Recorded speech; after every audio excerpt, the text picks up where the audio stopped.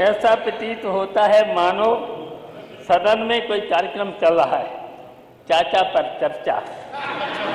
अखिलेश के चाचा थे, हैं और रहेंगे। जब कोई फुटबॉल का अच्छा खिलाड़ी मिलता है तो गोल ठीक हो जाता है। कभी कभी नेता सदन को मेरी चिंता हो जाती है। ऐसा प्रतीत होता है मानो सदन में कोई कार्यक्रम चल रहा है। चाचा पर चर्चा। ये लगता है चाचा पर चर्चा। आपके माध्यम से मैं कहना चाहूँगा, चाचा पीडीए के थे, हैं और रहेंगे।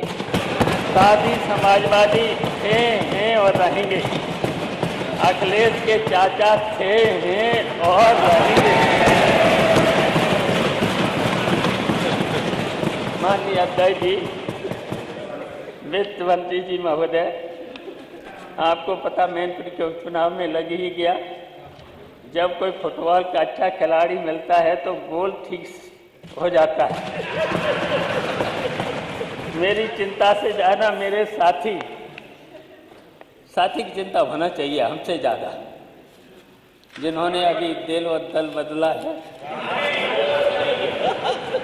इनकी चिंता होना चाहिए, नहीं तो फिर आ जाएंगे इधर।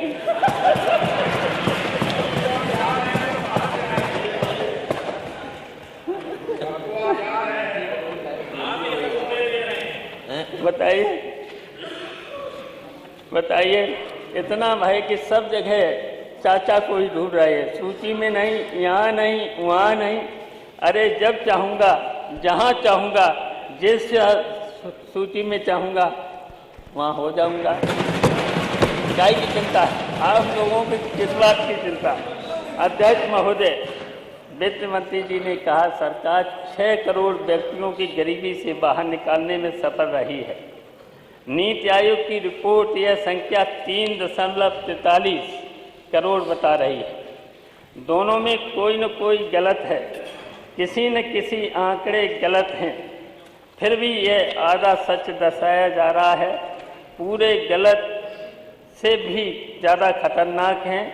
महर्षि वाल्मीकि ने लिखा है, रामे शास्त्रे नानता, राम के शासन में कोई भी असत्य नहीं बोलता था। यहाँ सब कुछ झूठ बोला जा रहा है। सच्चाई यह है कि अध्यक्ष महोदय, नीति आयोग के अनुसार उत्तर प्रदेश 22.92%, लगभग 23% आबादी गरीबी रेखा के नीचे अमानवीय परिस्थितियों में जीने। माननीय सदस्य बहुत सीनियर हैं, 10 मिनट हो गया है जी। 10 मिनट माननीय अध्यक्ष जी, 10 मिनट बोले। यह संख्या मानते लगभग 5.53 करोड़ के करीब है। जो बात माननीय वित्त मंत्री जी ने कहा, वही कथन सरकार ने महामहिम राज्यपाल के अभिभाषण में कहलवाया। नेता सदन कह रहे थे कि विपक्ष के माननीय सदस्यों ने महामहिम राज्यपाल महोदय का अपमान किया है। उनका असली अपमान राज्यपाल पीठ का वास्तविक अपमान सरकार ने असत्य बुलवा कर किया है। संविधान को मानने वाले लोग हैं। संवैधानिक पीठों पर संस्थाओं की गरिमा अपने स्वार्थ में सरकार तार कर रही है। पूरी दुनिया ने देखा कि सरकार उस पीठ से असत्य फैला रही है। महोदय, 2017 के घोषणा पत्र में 4 अंतर्राष्ट्रीय माननीय सदस्य बहुत सीनियर हैं, 11 मिनट हो गया सर। 7 साल बीत गए, उस पर आपने क्या किया? प्रदेश को एक भी अंतर्राष्ट्रीय विश्वविद्यालय क्यों नहीं मिल सका? इस बजट उसके लिए क्या प्रावधान है? 2017 के घोषणा पत्र में आपने विदेश जाकर पढ़ाई करने वाले छात्रों के लिए भीमराव रामजी अंबेडकर छात्रवृत्ति योजना का वादा किया था। महोदय, आज 7 साल बाद उसके लिए बजट में प्रावधान क्यों नहीं किया? पीडीए को न्याय देने के नाम पर सरकार इतनी उदासीन क्यों हो जाती है? इसी तरह आपने 70 लाख नौकरी देने का वादा किया था, उसका क्या हुआ? रोजगार देने के नाम पर सरकार सिर्फ कागजी वादा कर रही है, कहीं कोई मंशा नहीं है। सरकार की रोजगार बढ़ाने को लेकर बजट में रोजगार को लेकर सिर्फ खोखले वादे हैं, कहीं कोई इच्छा शक्ति नहीं दिख रही है सरकार की। सरकार यह भी बताए कि केंद्र और राज्य सरकार की महत्वाकांक्षी स्मार्ट सिटी योजना का क्या हुआ? प्रदेश को कितनी स्मार्ट सिटी मिल सकी? आपके बजट में इस पर खामोशी है, कोई स्मार्ट सिटी नहीं। पूरे बजट में इस दृष्टि का भाव है कि लोगों के हाथों में नकदी कैसे पहुंचे। एमएसएमई और बड़े उद्योगों का फायदा प्रदेश की जनता तक कैसे पहुंचेगा? माननीय सदस्य जी बहुत सीनियर हैं और बनाना चाहती है। अगर लोगों के 13 मिनट हो गए, नहीं होगी, 3 मिनट अधिक हो गए 10 मिनट के लिए। मैं अब तो डिमांड कैसे पैदा हो, और बिना डिमांड पैदा हुए अर्थव्यवस्था को गति नहीं मिल सकती। तो 2 लोगों का काट के ऐसे में लोगों को काम के बदले नकदी दीजिए, किसानों की उपज का बढ़िया दाम दिलवाइए। अगर इतना आप कर सके तो अर्थव्यवस्था को गति मिल जाती। उत्तर प्रदेश में जब हमारी समाजवादी सरकार थी तो माननीय सदस्य जी अब बंद करिए। आप प्रदेश में निवेश आए और लोगों को पलायन से मुक्त। विधायक पीयूष रंजन निषाद जी, रोजगार के अवसर, विधायक पीयूष रंजन निषाद जी, माइक बंद कर दीजिए, माइक बंद कर दीजिए। अध्यक्ष जी 10 मिनट के लिए बोलते हैं। मेरी बात सुनिए, मार्शल को बुलवाएं। यहाँ एक सदस्य का हमारे कम कर दीजिए, जिसका भी कम कर लीजिएगा।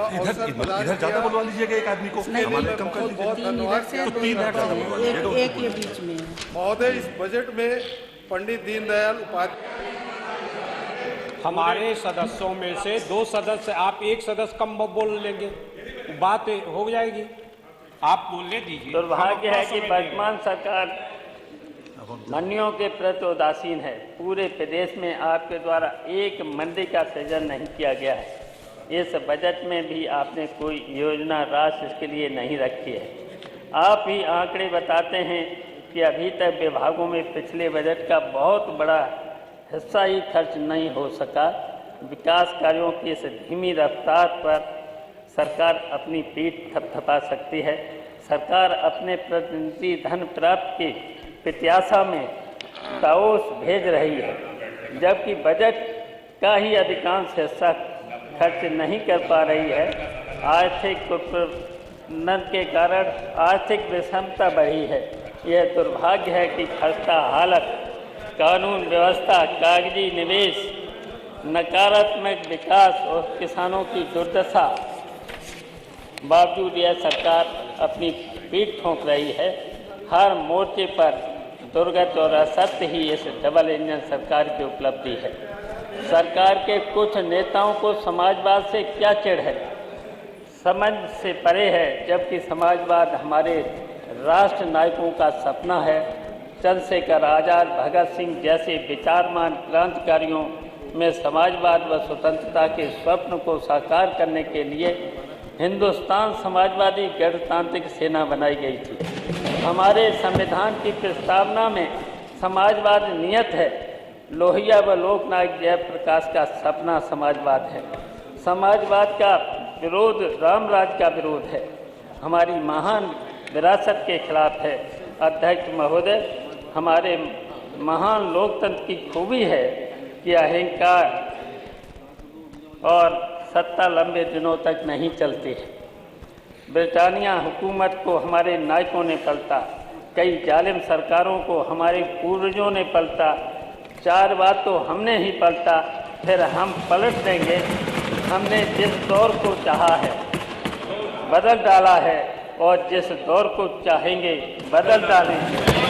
महोदय, सरकार को गुमा है, प्रतिदिन की उड़ान कुछ कम है, लेकिन हमें यकीन है कि आसमान कुछ कम है।